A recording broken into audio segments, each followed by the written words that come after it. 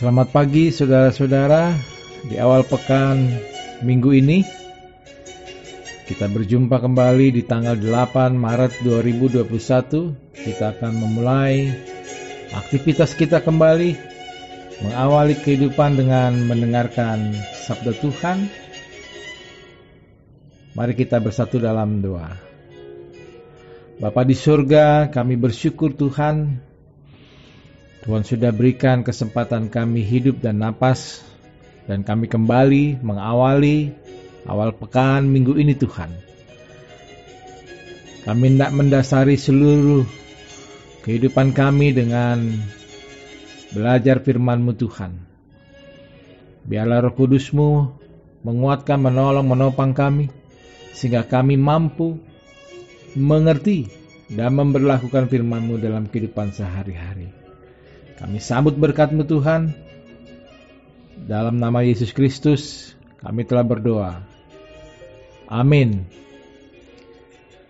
Saudara-saudara, bacaan kita dimulai dari Amsal 16 ayat 18. Saudara bisa membacanya dimulai ayat yang pertama. Saya membaca di bagian ayat 18 yang menjadi renungan pada awal pekan 8 Maret 2021, diberi judul Kecongkakan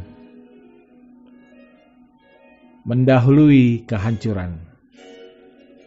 Ayat 18 terjemahan baru Lembaga Alkitab Indonesia menyebutkan begini: Kecongkakan mendahului kehancuran, dan tinggi hati mendahului kejatuhan. Ungkapan ini kerap kali digunakan para usahawan generasi pertama Indonesia. Bagi mereka, terutama yang merintis usaha dari titik nol, kesombongan, kecongkakan itu sungguh celaka.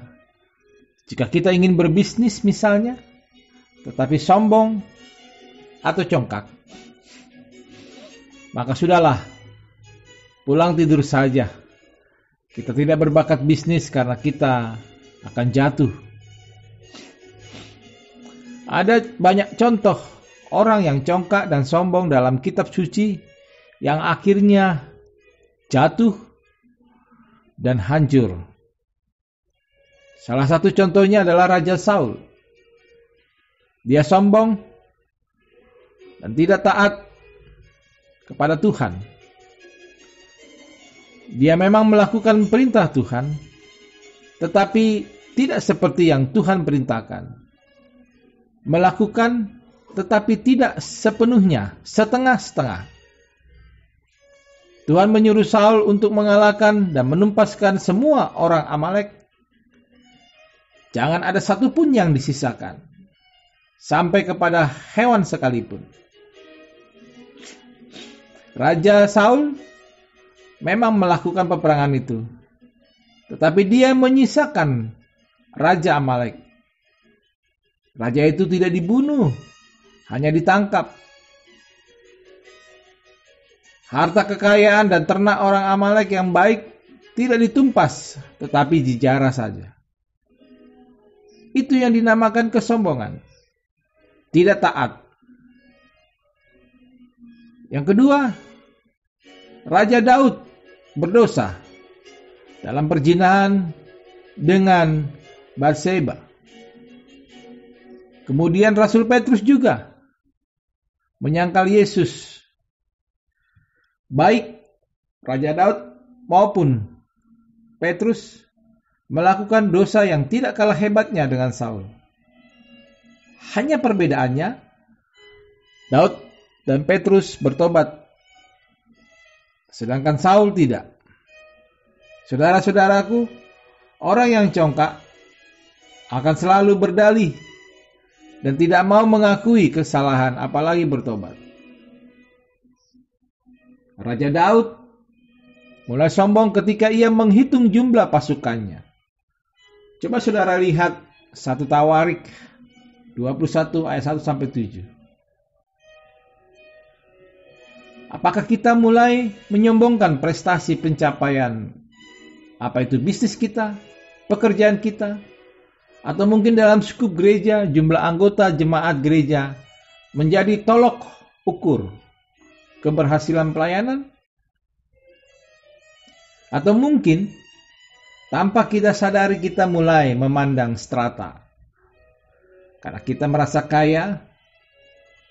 Dan ingat, di Wahyu 3:17 disebutkan, waspadalah, jangan sampai Tuhan menegur seperti kepada jemaat Laodikia di akhir zaman.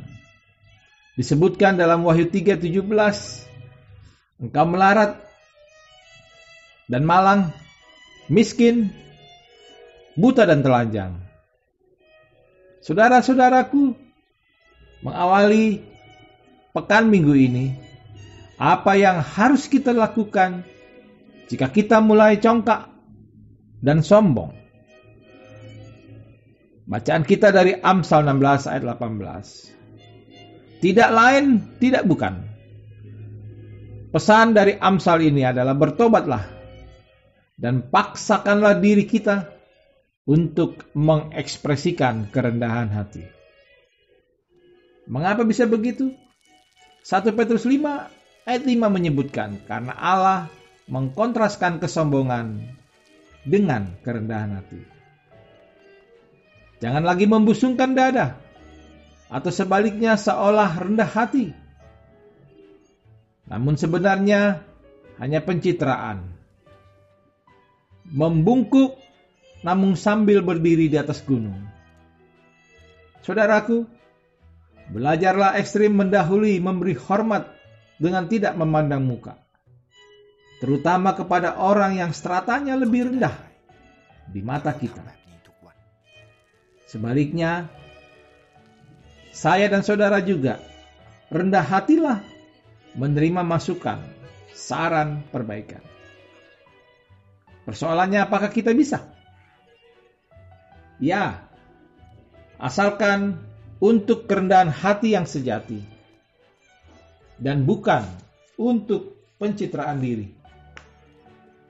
Tuhan Yesus pernah memberi teladan, membasuh kaki para muridnya. Dalam bahasa Filipi 2 ayat 6 disebutkan dia mengosongkan diri dan merendahkan dirinya. Marilah kita menyadari betul anugerah kasih karunia yang telah Tuhan berikan kepada kita. Semua yang ada pada kita hari ini sesungguhnya berasal dari Tuhan. Ingatlah bahwa semua itu dari Tuhan, oleh Tuhan, dan untuk Tuhan. Itulah yang disebutkan surat Paulus kepada Roma 11 ayat 36. Semua dari Tuhan, oleh Tuhan, dan untuk Tuhan. Jadi tidak ada tempat bagi orang yang sombong di hadapan Tuhan. Karena kesombongan adalah titik awal kehancuran. Kesombongan merupakan sikap yang ditentang Tuhan dan merupakan kekejian bagi Allah, sehingga tidak akan luput dari hukuman. Amsal 16 ayat 5. Maka dari itu saudara-saudara, ketika kita memulai aktivitas kehidupan kita hari ini, pertama kita harus mensyukuri semua yang telah diberikan Tuhan.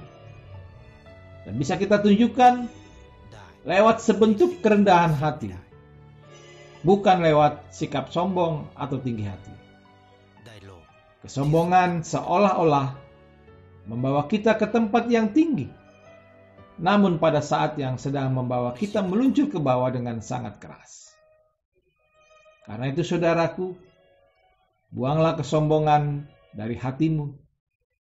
Mari belajar bersikap rendah hati dalam setiap tingkah laku, tindakan, dan tutur kata kita. Selamat beraktivitas. Tuhan Yesus menolong kita. Mari kita berdoa. Kami bersyukur dan berterima kasih ya Tuhan. Karena kasih Tuhan menolong kehidupan kami hari ini. Biarlah kesempatan kami di awal pekan minggu ini menata hidup kami lebih baik lagi Tuhan. Berkati istri, suami, anak-anak, kerabat, handai tolan yang ada di rumah kami masing-masing.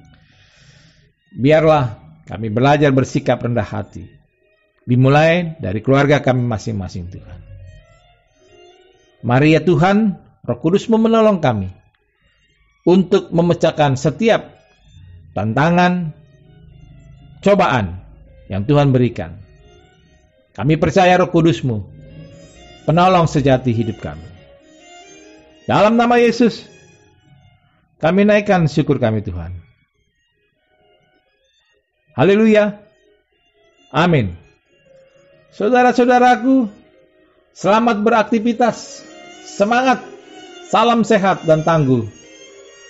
Dari kami untuk seluruh keluarga tercinta.